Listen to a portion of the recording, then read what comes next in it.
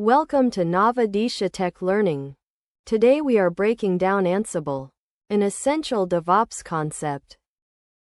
So, what is Ansible?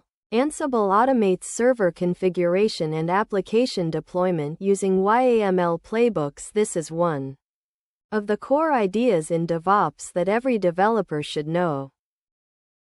Here are the key things to know about Ansible. Point 1. Agentless. Uses SSH, WinRM.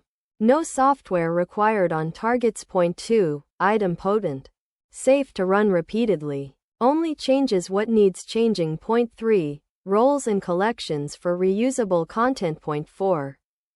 Excellent for configuration management, orchestration, and cloud provisioning. Point 5.